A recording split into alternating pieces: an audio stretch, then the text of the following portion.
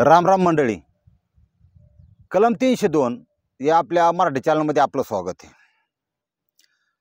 आपण सगळे पहिल्यांदा आमचे परम स्नेही परम मित्र दत्ता सोनवणे देशमुख यांच्या आजारपणाविषयी, तसं किरकोळ आहे पण ऑपरेशनचा भाग आहे थोडा, आणि त्याच्यामुळे ते रोज आपल्याशी अपडेट येत नाही. आपण त्यांच्या ऑपरेशन व्यवस्थित पडून ते लवकर आपल्याला टाईम स्टोरी सांगण्यासाठी यावात अशा आपण परमेश्वर चरणी प्रार्थना करतो. आणि ती येणारच, कारण आपली वाचासिद्धी तुम्हाला सांगतो. हां, चांगल्या माणसाला किंवा समाजात 4 गोष्टी सांगण्याचा प्रयत्न करणाऱ्या माणसाबद्दल हमेशा शुभचिंतन असलं पाहिजे, हे माझा महत्त्वाचा मुद्दा आहे. आता आजची जी घटना आहे, ही घटना बघण्यासाठी आपल्याला नाशिक जिल्हा आणि मालेगाव तालुका चिखलहोळ नावाचं गाव आहे. आता थोडा विषय संवेदनशील असल्यामुळं ह्यांच्या लय आडनावापर्यंत शिरायचं नाही आपल्याला, कुणी बी आडनाव असून द्यात. पण विलास आणि अर्चना ही जी 12वीत शिकणारी जोडी आहे, ह्यांच्याबद्दल बघा. दोन्ही अल्पवयीन 12वीला वर्गाला, आणि नजरेतून एकमेकाचं आवडली एकमेकाला ही विलास आणि अर्चना, आणि ती एकमेकाच्या प्रेमात पडली. आणि त्याच्यानंतर त्या चिठ्ठ्या चपाट्या, नंतर फोनमधून ती मेसेज, हे चालू झालं. आता ह्या प्रकरणामध्ये त्या अर्चनाच्या आईवडिलांचा अजिबात दोष नाही, किंवा त्या विलासच्या आईवडिलांचा अजिबात दोष नाही. पालक हा चांगल्यासाठीच पोरं शिकवतो, की बाबा स्वतःच्या पायावर उभी होत्या, आणि त्याला फक्त एकच गोष्ट मिळते, एवढं रक्ताचं पाणी करत ना पालक, फक्त एकच गोष्ट मिळते, समाधान आत्म्याला, बाकी काय नाही. पोराचं समजा हाही त्याचा पगार मिळतो, त्यांना वाटतं आपले सगळं जगच स्वतःच्या जीवांना निर्माण करतं आहे आणि त्यांना त्यांच्यासाठी आदाबतं आहे. पण बऱ्याच वेळा ही पोरंसुद्धा धोका देतात, आईबापाला खायला माग करतात अक्षरशः. असा विषय काहींनी तर सोडून दिली. पुण्यासारख्या ठिकाणी काही उच्चभ्रू लोक मुंबईवरून लोकलने आईवडिलांना पुणे स्टेशनला पाठवतात, आणि त्या ठिकाणी रोज भीक मागून आणा, नाही तर घरात तुम्हाला जेवण नाही, रोज ती भीक मागून देतात. अशी सुद्धा परिस्थिती समाजामध्ये आहे, तुम्हाला सांगतो. आणि ही जी विलास आणि अर्चना आहे, ही अर्चनाचं मग आता सायन्स त्याच्या पाठी मग असतंच. समजा आपण नुसतं म्हणून मोकळं होतो की त्या पोरी आईबापाने संस्कार केले नाहीत, आणि ती पोरगी बिघडली, लग्नाच्या आधी शिक्षण घ्यायच्या आधी ती बॉयफ्रेंडबरोबर फिरती, शरीर संबंध करती, नालायके, समाज पटकून म्हणजे त्यांच्यावर डबा टाकून राखेलचा मोकळा होतो. पण त्याच्या पाठीमागचं सायन्स बघितलं तर ऑक्सिटोसिन किंवा डोपामाइन सारखी जी ग्रंथी आहेत, तिच्या मेंदू जास्त स्त्रावल्यामुळं तिला प्रचंड आकर्षण, तिला प्रचंड इच्छा निर्माण होऊ शकते शरीर संबंधाची. शिवाय ती पाहत असलेलं मीडिया, ती पाहत असलेलं आजूबाजूचं वातावरण, किंवा बऱ्याच वेळा एखाद्याच खोलीत आईवडील सगळे कुटुंब झोपा असल्यामुळं आईवडिलांचा सुद्धा सेक्स मुलींच्या पाण्यात येतो झोपीत, असा विषय असतो. इतकी कारण आहे त्या गोष्टीला, पण हे आपल्याला काय कळत नाही. आणि जेव्हा एखादी भयंकर घटना घडते तेव्हा आपले डोळे उघडतात. त्या सगळ्या गोष्टी एक पालक म्हणून सगळ्यांनी लक्ष देणं गरजेचं आहे. अगदी त्यांचा एखादा कामक्रीडेचा प्रकार चाललेला असला, त्याचा आवाज जरी येत असले, बोलण्याचे चापटीचे असू द्या, कसले असू द्या, तर ते आवाजसुद्धा आपल्या खोल्या काय व्हॉइसप्रूफ नसतात, आवाज बंद नसतात, दुसऱ्या खोलीत जाऊ शकतो. त्याचा परिणाम मुलांच्या मुलींच्या होऊ शकतो, याचीसुद्धा खबरदारी घेणं गरजेचं आहे, आणि ही काळाची गरज आहे. ही अर्चना आणि विलास यांचं लफडं तिथं जमलं. बरं, ते लफडं नुसतं असं साध्या स्वरूपाचं नव्हतं, किंवा ते खरं प्रेम मानतात तशा प्रकारचं नव्हतं. हे लफडं मेडिकल मार्गे जंगलात जाणारं होतं. म्हणजे तिथं कंडोम वगैरे घ्यायचे किंवा गोळ्या घ्यायच्या गर्भनिरोधक, आणि ते जंगलामध्ये जायचं, अशा प्रकारचं ते प्रेम होतं. आणि हे आधुनिक कलियुगी प्रेम त्यांचं इतकं जोरात चालू झालं. आणि कसं होतं की लहानपणापासून आपण मुलांना जे म्हणतो ना की हात लावू नको, ते वाजल, दिवा असन किंवा मेणबत्ती असन, आपण आईवडील शिक्षण देतात ना, हे काय चुके काय वाईट आहे. मांजराला मारू नको, बॉस करू नको, दाबू नको, ते नखी मारीन, किंवा कुत्रं चावण, लांब थांब, हे सगळ्या गोष्टी त्याला त्यातून होतं. काटा आहे, काट्याची फांदी, बाऊ टोचन, रक्त निघल, आणि त्याच्या एखाद्या वेळेस ते पातीला असेल, च्या असेल, गरम आहे, त्याचं बाजल्यानंतर त्या मुलाला संवेदना मेंदूत कॅप्चर होतात की बाबा हे बाजतंय, हे टोचतंय, हे चावतंय, हे नको. तसं सेक्स म्हणलं की त्याच्याबद्दल अजिबात बोलायचंच नाही. काय हे आपलेच शिकवणे महाराज.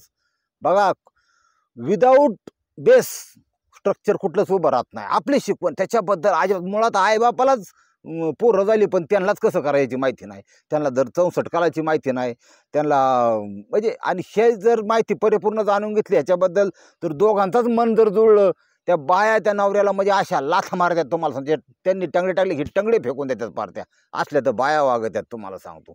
आणि ती गडी बी गेन गेलेलं, काहींचं 3 इंच 4 इंच, काहींचं 2 मिनटं 3 मिनटं टायमिंग, आणि योगासनं नाहीत, कुठल्या प्रकारचा सात्विक आहार नाही, आणि ते मैद्याचे पदार्थ खायचे, ते लय अवघड झाले.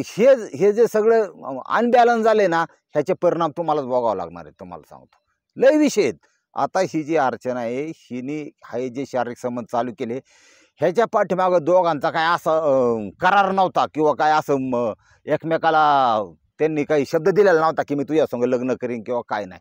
त्यांनी फक्त अशा विचारातून एकत्र झाले की जवानी आहे, जीवन आपलं आहे, मी माझं आहे, मी माझं शरीर माझं आहे, मला मजा करायची, मला माझी मस्ती जिरवायची, आग जिरवायची, अशा हिशोबाने दोघं एकत्र आले होते. त्याच्या पाठीमागं काय नव्हतं. आणि नेहमीप्रमाणे त्यांनी साधारण 1 ते 1.5 वर्षापर्यंत अशा प्रकारचे शरीर संबंध ठेवले, आणि ते ठेवल्याच्यानंतर प्रिकॉशन घेऊन, व्यवस्थित काळजी घेऊन रिझल्ट लागले. ते एकमेकापासून दूर झाले, ती गेली निघून, हा गेला निघून. आता ती ते फेल झाल्यामुळं वडील आईवडील म्हणले आता ही काय अभ्यासक्रमात चला ना पुढं, यांची तारारिरी करून टाकू. मग त्यांनी मुलगा शोधायला सुरुवात केली. आता आता परिस्थिती नाजूकच, कारण पुढं शिकवायला पोरीची ही नव्हती त्यांची. मग त्यांनी एक मुलगा बघितला, त्याचं नाव आहे संदीप. हा संदीप 500-600 रुपये रोज त्या पेट्रोल पंपावर काम करायचा, पण तो नाईट शिफ्ट होती त्याला, फिक्समध्ये नाईट शिफ्ट. आणि म्हणलं चांगले आहे आपल्या पाहुण्यातूनच आहे, नात्यातूनच आहे जरा. त्या अर्चनाचं लग्न ह्या संदीप संग लावून दिलं. टाकळी या गावी ती आली, शहर हायवेच्या कडेला. आणि हा जो विलास आहे, हा विलास तुम्हाला सांगतो, नोकरीनिमित्त त्याचं कॉलेज पूर्ण झाल्यानंतर हा विलास तिथून त्याच्या जे सिडको उत्तम नगर या ठिकाणी, नाशिक जिल्ह्यातच त्या ठिकाणी तो राहायला आला. दोघांच्या ह्याच्यामध्ये साधारण 16-17 किलोमीटरचं अंतर. आणि बरेच दिवस गेले, साधारण 7-8 महिने झाले असते किंवा वर्ष झालं असते त्या लग्नाला. एक दिवस योगायोगाने ह्या विलासनी ती अर्चना पाहिली. आता त्यावेळेस ती पंजाबी ड्रेस, आमकं तमकं, आणि थोडं 12 महिन्यात काय मुली तेवढा बदल होत नाही, त्या लिकरू बिकरू झाल्यानंतर बदल होतो महिलेच्या शरीरामध्ये. पण ते आता साडी बिडीत असं, तिला बघितल्यावर त्याचा तर जीव लय मोठा झाला. आता त्याला कमीत कमी एवढी अक्कल पाहिजे तुम्हाला सांगतो, की बाबा ही आता आपली नाही, किंवा ही शाळा कॉलेजची नाही. त्यावेळी तिच्या भावाची आणि आईबापाची जबाबदारी होती की तिचं संरक्षण करणे किंवा तिला व्यवस्थित सांगणे. आता जर जबाबदारी ही नवऱ्याची, तर लग्न झाले विषय संपला. लग्न झालेल्या ठिकाणी परत डोकं लावायचं नसतं, नाही तर तुमचा मर्डर गॅरंटेड होणार तुम्हाला सांगतो. लग्न झालेल्या ठिकाणी डोकं नाही द्यायचं, लग्न झालेला विषय संपला, काय असं ना सगळं सोडून द्यायचं. आता माझ्याकडे काही केसेस ह्याच्यात तुम्हाला सांगतो, त्याच्यामध्ये त्या बाया इतक्या बावळट आहेत की त्या बायांनी काय केलंय, म्हणजे ह्या व्हॉट्सअप पण फेसबुकच्या माध्यमातून ते वर्गातले जे मित्र आहेत ते त्यांना दिसायला लागले, त्यांच्या ओळखी झाले, त्यांच्यासंग बोलायला सुरुवात केली. कारण मला माझी लई इच्छा होती रे तुला, मला तुला आवडायचं त्यावेळेस. आता हिचं पोरगं कॉलेजला जायला लागलं, काळ गेला 25-30 वर्षाचा, नदी मरणाचं पाणी पोला खाऊन वाहून गेलं. तुझं आता काय तुझं जुनं बाहेर काढीत तू असं ना. आता फक्त पांडुरंगाचं नाव घ्या, तिकडं लाकडं जमा करून नदीला जा तुम्ही. आता जळायचे दिवस आहेत, आता खेळायचे दिवस नाहीत, ही त्या बायांना कळलं पाहिजे.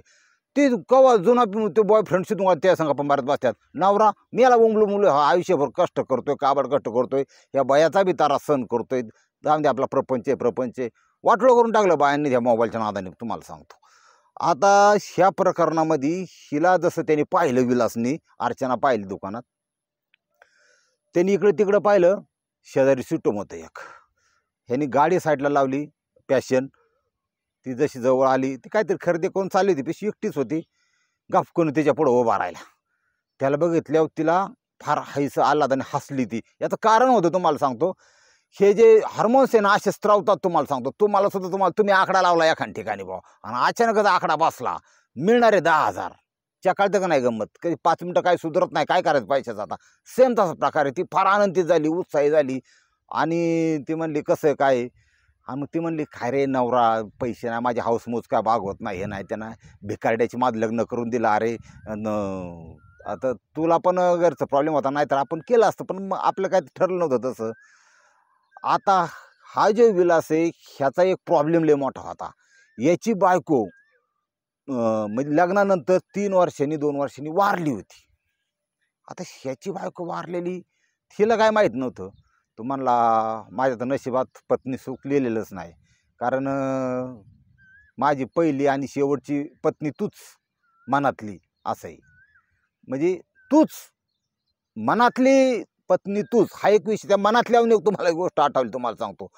आपल्या गोपीनाथ मुंडेंच्या थोरल्या कन्या पंकजा मुंडे निवडून आल्या आणि बावण्याच्या बारात गेल्या म्हणून.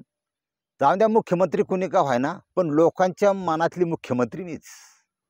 तेवढ्या एका वाक्यावर तुम्हाला सांगतो त्यांना पाडण्यात आलं. सोकी यांच्याकडून परत जवळ बोलावलं, परत पाडण्यात आलं खासदारकीला सोकी यांच्याकडून. खतरनाक राजकारणाचं काम. जाण्यावर आपल्याला काय करायचं, आपण आपल्या मूळ मुद्द्यावर परत. ते मनातला हा प्रकार गदाळ असतो. हा जो विलास म्हणला की बाबा माझ्या मनातली तूच होती, तुझ्या संग लग्न करायला पाहिजे होतं, पण आपलं काय ठरलं नव्हतं. तू तुझ्या घरी सुखी, मी माझ्या घरी सुखी. पण मला तू भेटली ना, तुला मी तशी जाऊन देणार नाही. तू सिटोममध्ये चल. सिटोममध्ये दिल्यावर त्याला 550 100 रुपयाचं काय तोंड गोड केलं, पेढ्याचा बॉक्स दिला त्याला. म्हणला माझी एक गिफ्ट आहे, तेवढी गिफ्ट घेऊन जा. आणि कसं असतं माहिती आहे का, माणूस एखाद्या स्त्रीकून मुलीकून शरीर सुख जर पाहिजे असेल तर त्याच्या दृष्टीने खर्च पैसा हा किरकोळ गोष्टी असते, ह्या तुम्ही देणार घ्या.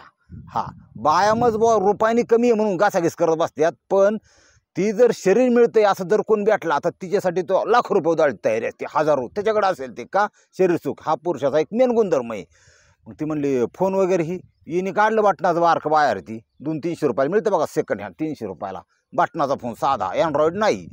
तो असला फोन वापरते का? अरे खरंच तुला मला वाईट वाटते, माझे गिफ्ट घेशील का प्लीज प्लीज.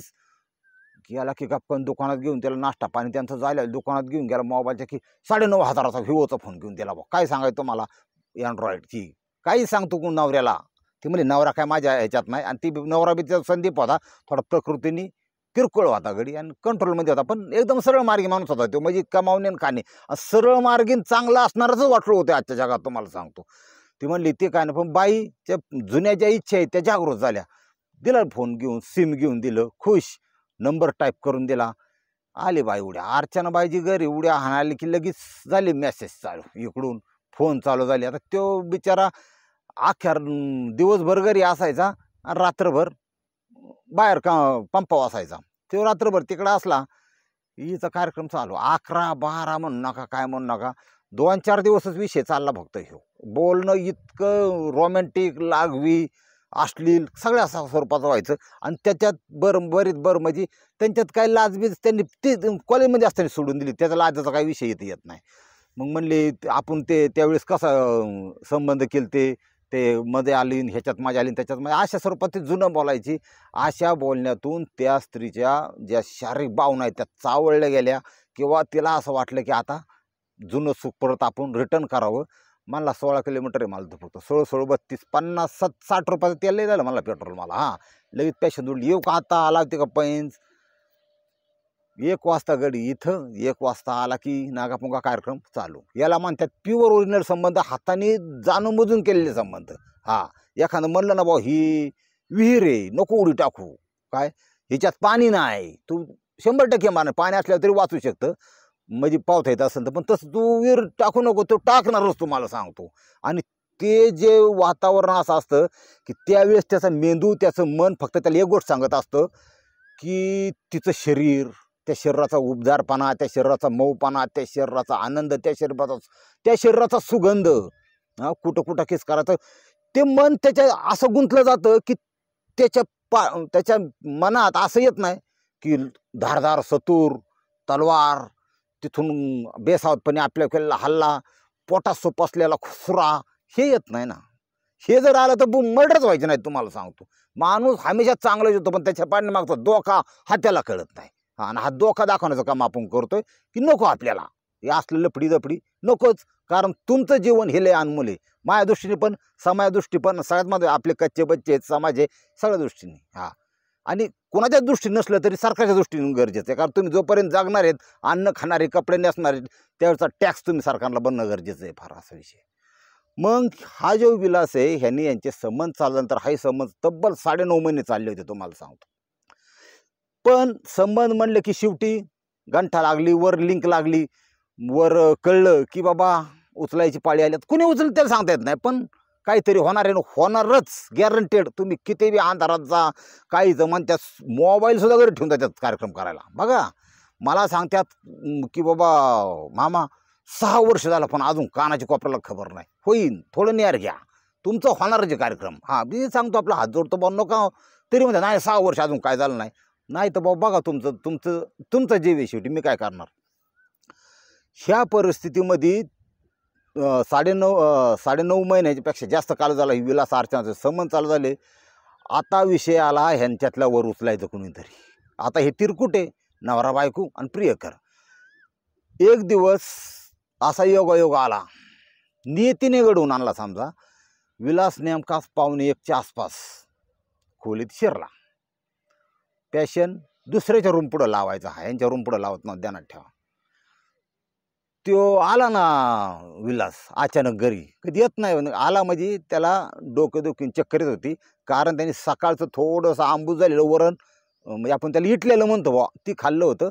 आणि पोटात बिघडबड होती. इटलेलं खाणं लय बेकार सगळ्यात, तुम्हाला सांगतो. सलाईनच माणूस डिहायड्रेशनने आला घरी. आला ती कुचामल्यालाच होता. त्यांनी बघितलं जायला चपला बाहेर कुणाचे काय भानगडी, 1 वाजल्यात.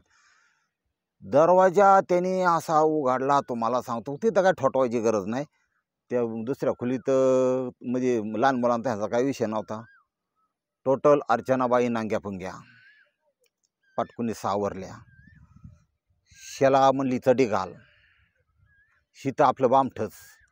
आता इथं विषय असा आहे, मस्त टेम्परेचर हालायचा विषय. पण हा जो संदीप आहे ह्याचं जे मन कसं, त्या राग मसा आला, पण त्याचा राग परिवर्तित व्हायला किंवा ह्यांच्यावर हल्ला करायला किंवा अजून शिव्या द्यायला किंवा काय, तो आपापली कुवत बघूनच करतो. ध्यानात ठेवा, प्रत्येकाची मेंटॅलिटी वेगळी असती. त्या संदीपचा प्रॉब्लेम असा होता की ती थोडं किरकोळ होतं, ती लय बाणादानाच्या माग निहार शांत माणूस होता. पण त्यांनी जो बलदंड जाडजूड जो विलास आहे ह्याच्याकडे लक्ष न देता त्यांनी असं केलं की बाबा हा मग साथ नालायक आहे, पण आपल्या बायकोला एका टाळे वाजत नाही. त्यांनी त्या अर्चनाला शिव्या द्यायला सुरुवात केली. ही आपली 1 नाही 2 नाही बाम ठेवानी कपडे बिपडे थोडीफार घातली असते, आणखी तशी गपकुनी मिठी मारली स्वतःच्या नवऱ्याला आणि पाडला खाली. ऑर्डर केली विलासला.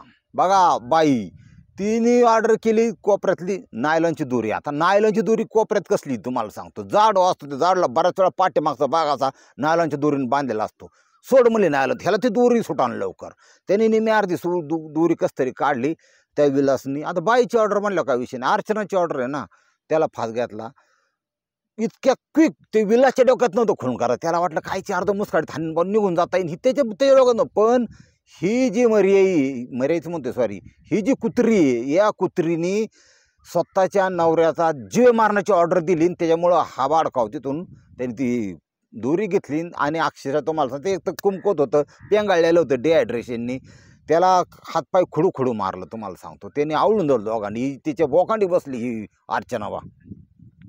त्याचा जीव घेतल्यानंतर त्यांनी 1 किलोमीटरवर तिथून ती बॉडी, म्हणजे त्याला रग घेतली, तर रगीत बॉडी उंडाळली, त्याला मध्ये बसावला. ही मागं बसली, ती बॉडी तशी धरून दस काय बा आजारी माणूस चाललाय. 2:15 वाजता रात्रीच्या तिथून 1 किलोमीटरवर जंगलजाडीमध्ये बॉडी टाकली. तिथून परत माघारी आली. मग त्याला एवढी अक्कल नव्हती की त्या ठिकाणी जेवढे आता थोडा शहरी भाग असला ना की बऱ्यापैकी सगळीकडं आता म्हणजे सुवर्णकाराची दुकानं असते किंवा काय CCTV असतात, तिथे ते कॅप्चर झाले सगळे. आणि स्ट्रीट लाईट चालू असते, त्याच्यात ते दिसतं सगळं. गाडीचा नंबर सुद्धा दिसला अक्षरशः. आणि मग ही जी खून केल्यानंतर दुसऱ्या दिवशी तर लोकांना कळणार बॉडी अमकं तमकं. तर ही जी ह्या केसमध्ये ही जी बाई आहे अर्चनाबाई, हिने 1 दिवस जाऊन दिला आणि दुसऱ्या दिवशी पोलीस स्टेशन गाठलं. पोलीस स्टेशनला इतका रडायचा नाटक केलं तुम्हाला तो अप्रतिम. इतकी रडायची, माझं कुंकू आसन तसन बेपत्ता आहे. आणि त्यावेळेला तर खबर आलीच की बाबा कोणतरी बघितलं, कारण बॉलला वास सुटला की लगेच कुत्री बित्री काय वानगडी वा लगेच विषय होतो. रस्त्याकडला चरात होती म्हणला विषयच नाही. ते पंचनामा केला, ते तिने काय टाव फोडला तुम्हाला सांगतो. कारण तिथं प्लॅनिंग असं की हा जर खून पासला तर मी जर विधवाचे पोरा सोरांचा काही विषय नाही, त्याला बायको नाही, आणि शिराणावर नाही. पण ध्यानात ठेवा, वर आहे नीती, तिथं सगळा खेळ चाललेला आहे, कसा कुणी काय. पुढल्या जन्मात तसंच आहेच, पण चालू जन्मात सुद्धा काही सुट्टी नाही. तुम्हाला सांगतो ह्या दोघांचा इतका पद्धतशीर कार्यक्रम केला, इतका रांगारांग कार्यक्रम 11-12 पासून चालला होता यांचा. ते मोबाईल गेलं, इतक्या बावळाटपणात लोक ह्या 2 इंच 7 इंच 6 इंच एकमेकाच्या नादी लागून इतकं वाटोळं करून घेतात ना, अक्षरशः प्रचंड संख्या आहे गुन्हेगारांची तुरुंगामध्ये. क्राईम एवढा वाढला, लोकसंख्या वाढली की क्राईम वाढला, असा विषय. आणि गेले आतमध्ये, हे ह्यांचा विषय संपला. आता ह्यांना 14 वर्षाची लागली, तुम्हाला सांगतो. फाशी बिशी काय लागली नाही, झाली नाही, पण वाईट वाटतं त्या नवऱ्याचं. आता कित्येक मुलं लग्नाच्या तयारीत आहेत, कित्येक मुलं, आणि अजूनही मुलं तरी काय एका खुडीचीत का. आता जेवढं नवरदेव मुलगी पाहतात ना, मस्त हा IT वाला असेल, हा इंजिनियर असेल, काय असेल. तुम्हाला सांगतो ह्यांचा पहिला दृष्टिकोन बघा, आता मुलगी सुंदर पाहिजे. बघा, मुलगी सुंदर पाहिजे, दिखणी पाहिजे. त्यांनी जेवढे हिंदी मराठी चित्रपट बघितला तशी पाहिजे याला. अरे पण तिचे बॉयफ्रेंड बघ, म्हणजे सगळ्यांनी जास्त असं बात नाही, पण इतर चौकशी कर ना तू. ती दिखणी पाहिजे.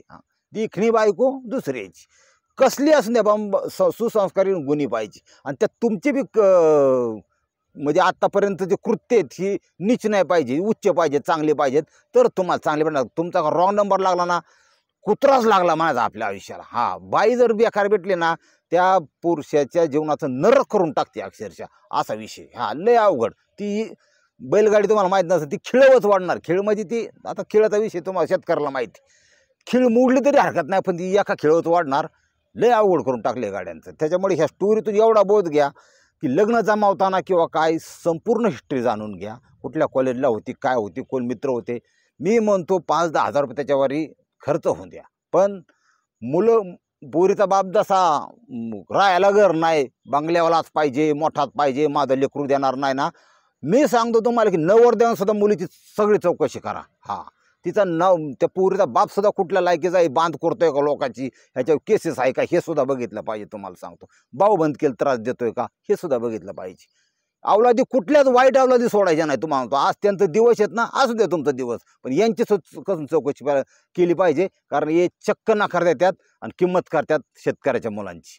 त्यांच्या मुली देत नाहीत ना, यांची सुद्धा चौकशी केली पाहिजे. ह्यांचा सुद्धा सगळा बायोडाटा काढला पाहिजे. आणि लवकरच 5G लॉन्च झालं. 5G जर सगळीकडे झालं ना, तर 5Gमुळं सगळ्या गोष्टी कळणार आहे. तुम्हाला सांगतो, तुम्ही अगदी 10 वर्षापासून रेकॉर्ड काढता येणार 5G लॉन्च झाल्यावर सगळीकडे. या स्टोरीतून बोध घेण्यासारखं काय असलं ना, तर लाईक करा. नाही तर आपलं 25,000 लोक बघत यात आणि 500 लाईक जाऊन द्या गाडी आमची. रामकृष्ण हरी माऊली.